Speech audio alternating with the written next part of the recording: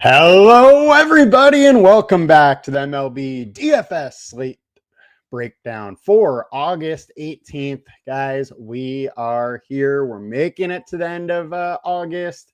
Football is almost here, but we are going to be talking some MLB today. I think it's going to be an interesting slate. Eddie, thank you for tuning in. Always appreciate it. How are you doing today? How was your weekend? All that good stuff. We have a crazy slate to go over. Before we get into it, come join us at LineStar.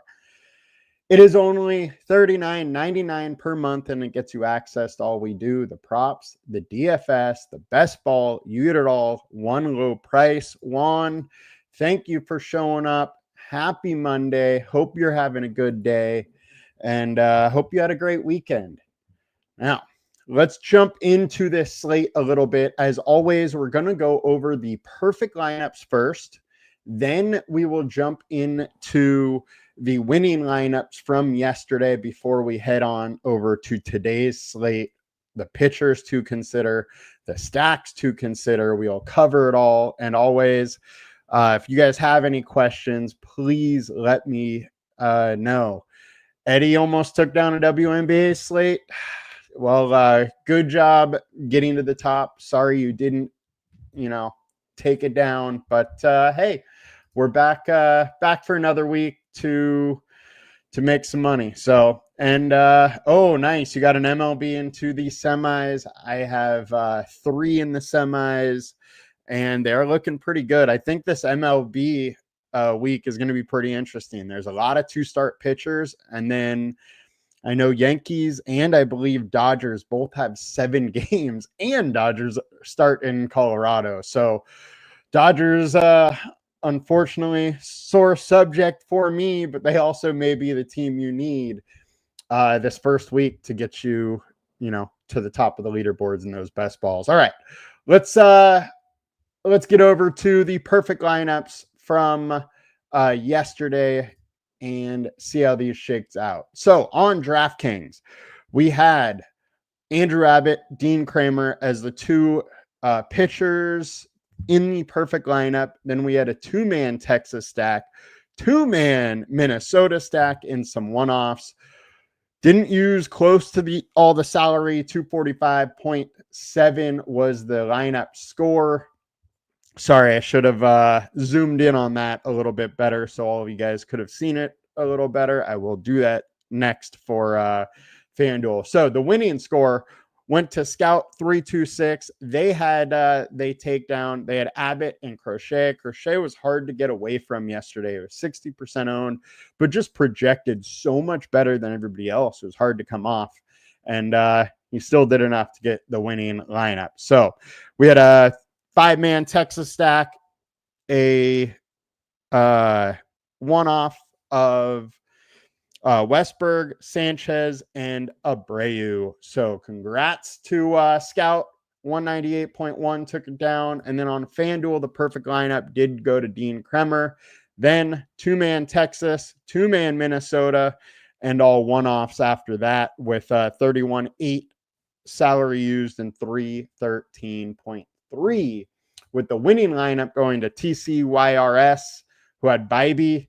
They had a 2-man Mets, 2-man Cleveland, 2-man Atlanta, and 2-man Arizona. So the old 2-2-2-2, which doesn't happen often, but it did yesterday. So congrats to them. They won. And let's get over to some picks for today. See what we got. Will Shohei Ohtani hit a home run today? There's a very good chance that he is. It's in Colorado. Temps are decent. Winds are blowing out. A lot of good things in his favor. He very well could go yard. Now, let's get over to DraftKings. And our highest owned pitcher, we got Yamamoto at 9,400 in Colorado. Now, 9,400 I think is too cheap for him, but it's in Colorado, so I have a hard time getting there. And I just got to throw this out. I don't know if he ends up as the highest owned pitcher on this slate. right now, he definitely looks like he could be. But Yamamoto, what do we got here? He's been great all season, 2.7 ERA for this season with 3.10 FIP, 3.1 FIP over his last 20, 2.3 over the last 5, K rate right around that 28.9% over both the last 20 starts and the last 5. StatCast data is great. I think it's very important to show that he has 45% ground balls, or almost 45% ground balls over the last couple weeks. And in Colorado with decent hitting weather, it's something that definitely is important, as you don't want that ball to get elevated. Now, Colorado Rockies have been hitting decently, but Yamamoto is an absolute stud. Don't love the Colorado spot outside of the fact that they're in Colorado. All in all, 25.5% combined K rate. I don't mind getting some. I'm not going to go super heavy on him. The one thing I will point out is over the last 2 years, he's actually been decent in Colorado. We don't have a huge track record, but 5 innings, 56 pitches, 6 Ks.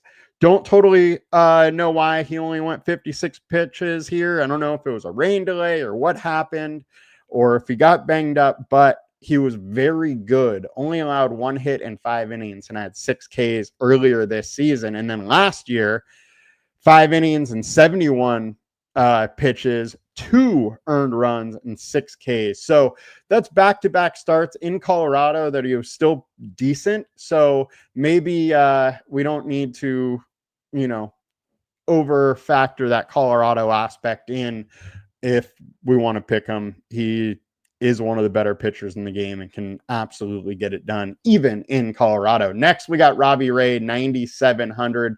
3.37 FIP over his last 20, 4.67 over the last 5. So that K rate over the last 20 is 25%, but over the last 5, it's down to 19. Big issue here is his walk rate, 3.7 per 9 versus 2.8 over the last 20. This has been Ray's issue his whole career. When he is struggling with his command, he starts to let too many guys on base, couple too hard to hit balls happen, and he doesn't come through. And now he's in a very tough spot versus San Diego, who doesn't strike out much, can hit the ball hard, get on base. I think this is a tough spot for Robbie Ray. And personally, at 9,700, in a spot where he probably doesn't get a ton of strikeouts, I think it's a very tough spot. It's also, he just saw them last week, went 6 innings, gave up 4 earned runs, and had 4 Ks. I think the under on his Ks may be the way to go, and I really don't like him for DFS, although I do got to show that LineStar definitely likes it. Projection-wise, he's at 21, 2.2x. Consensus at 16.4. I think he's an interesting spot. Easy M, Jackson Merrill, and Manny Machado hits, runs, and RBI. I would prefer Machado. I do have to say Machado has been a little cold. I think he only had 1 hit versus the Dodgers over the week, but I would prefer the righty-lefty versus lefty-lefty in Merrill versus Ray. So I would shy to that Manny side, but I think there's definitely possibilities that the Padres get over on Ray a little bit. However, we still have a game total of only 7.5 here, so it is a low-scoring game in general. I would be wary about going too many overs on this game with that type of total. Next, we got Gomez here, 5.27 FIP over the last 20, 4.53 over the last 5, 23% K rate over that span, 40% hard contact. It's only 10 barreled balls. Batted balls. So it's not a huge sample size here, but he is giving up a little bit too much hard contact here. And it's a decent spot versus Atlanta, who hasn't been great. His first start, he went 89 pitches, 1 earned run, 7 Ks, was very good. But this guy hasn't been great in the minors. So it's not like I want to run to him and put him in a ton of lineups. However, at 5,500, he is a little bit interesting. Braves are hitting the ball hard with the 193 ISO, 334 WOBA, but Gomez at 5,500 is at least interesting. However, I think there's a lot of guys that you can play at a lower salaries today. Next, Spencer Strider, 22% owned versus the White Sox. Look, Strider has not been himself lately. 6.41 FIP over the last 5, 4.86 over the last 20. Now, we know who Strider is and how good he can be. I do not think he's going to go this many starts in a row.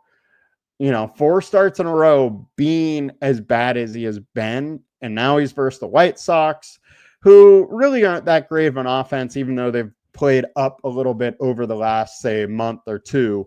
All in all, I'm fine going to some Strider, and I think he's absolutely worthy of taking some risks. I don't love that he is still getting 22% ownership. I hope that will fall throughout the day, but I'm definitely interested in some Strider. Next, we got Nasty Nestor at 6.5K, 23 or 2.3x, 15-point projection. I'm very interested in Cortez in this spot. So, FIP of 5 over the last 20, 7.45 over the last 5. He hasn't been all that great, but he is rounding back into form. 46% fly balls in San Diego in a ballpark that limits the home runs, I think is absolutely fine. It's 23% hard contact. Guys simply aren't hitting him very well. And the opponent splits right now are very, very good versus lefties for Cortez. 219 average, 73 ISO, 266, 7 WOBA, 24% K rate, all very, very good numbers. And over the last 150, the numbers are even better. So I like the spot for Cortez quite a bit. Now, the BVP data is scary. 326 average, 4 home runs, and only 50 plate attempts, 350 ISO, but 40% K rate. So I think we have kind of a boom bust spot here for Cortez, but he is only 6,500. He went 79 pitches last time out, 76 the time before that with the Padres. He will now have his 3rd start with them, and I think he could get up to 80 pitches or so. Over the last 20, he's averaged 79 pitches and 11.7 fantasy points per game. That's with a couple absolutely blow up spots where he gave up 8 runs in 2 innings.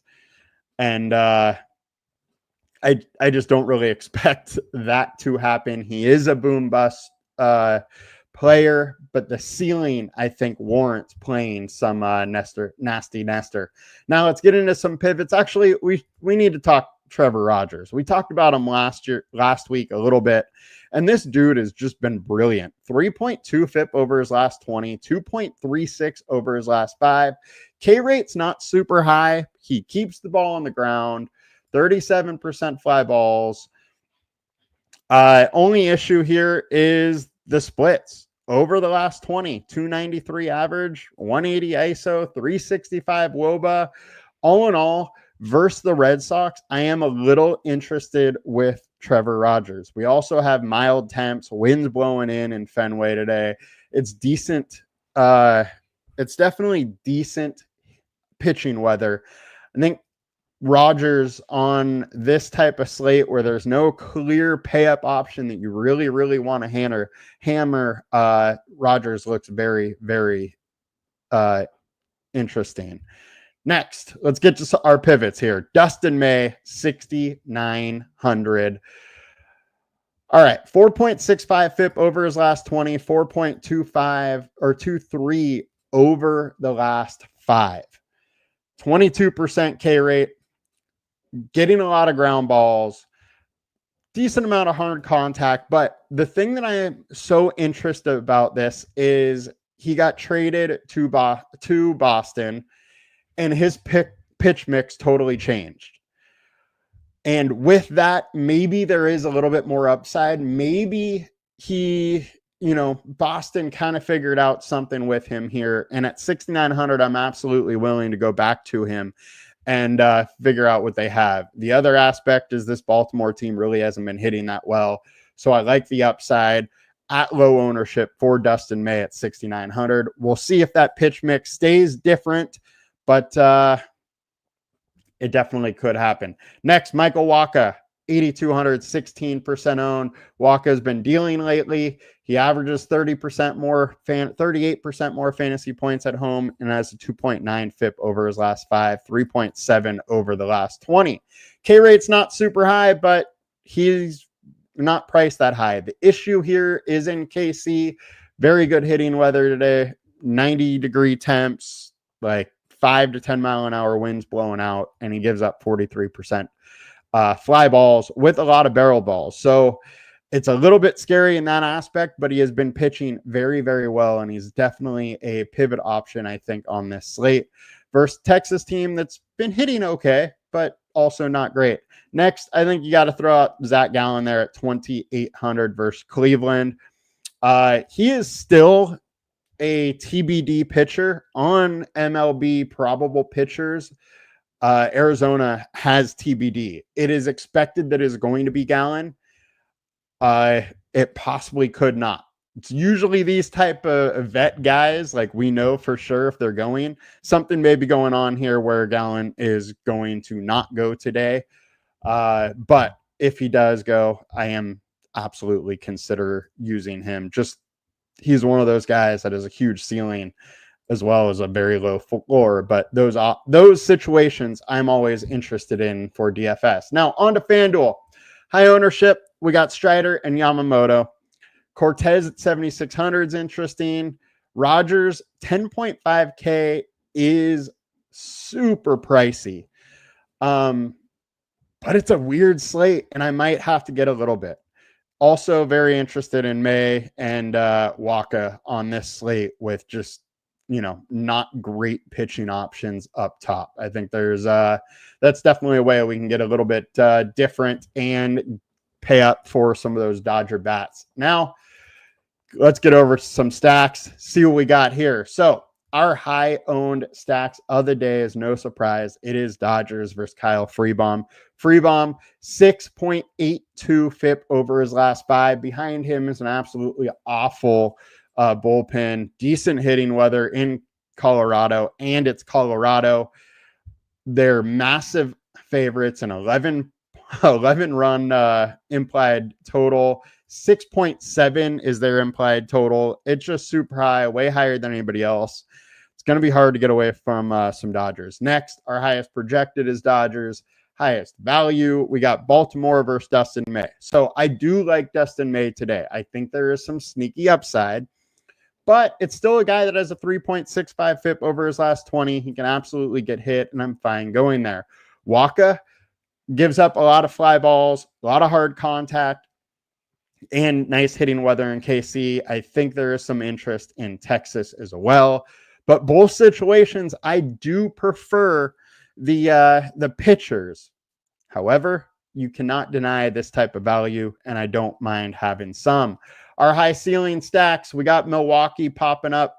They just continue to do it. Not totally sure who the pitcher is going to be for the Cubs yet, but we do have some weather to worry about in this game. So make sure you watch that if you want to use any of these stacks. It is, a doubleheader today, and there is weather all day long. So it might really, really be hard to get through 2 games today if they experience any weather issues in this first one. So just understand that before you take them. Our high leverage, we got Boston versus Trevor Rogers. Rogers has been good, but that is he hasn't been a 3.21 FIP guy his entire career. Baltimore may have found something in him, but he could revert back to his old self easily. I don't love the Boston spot, but it is an interesting one. And our high team totals of the day, 6.7 for the Dodgers. They're going to be hard to get away from. Your 1.8 runs higher than anybody else on the slate.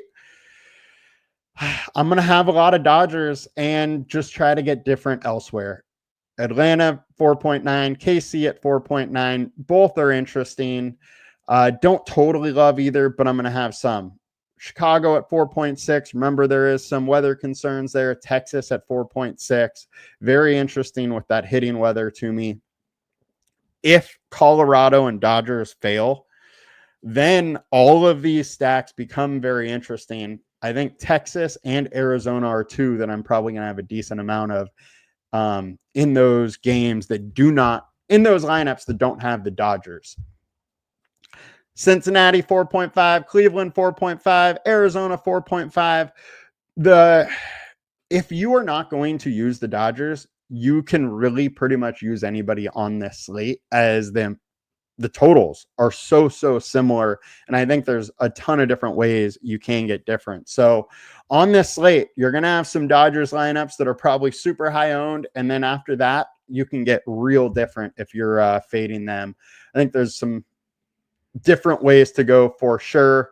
Texas, I like. Cleveland, I think is going to be interesting. If it's, we'll see who it is, but poor bullpen behind whoever the starter is. And then Cincinnati, there's some nice hitting weather out there, and I don't mind getting some of them against Victor Medros. It's a very interesting spot, or it is actually in LA. I know I said Cincinnati, but decent hitting park there as well, as it plays up to the home run. I think there's a lot of different ways we can go. Ohtani is going to be super chalk. The Dodgers are going to be super chalk, but it's one of those slates where it's very, very hard to get away from.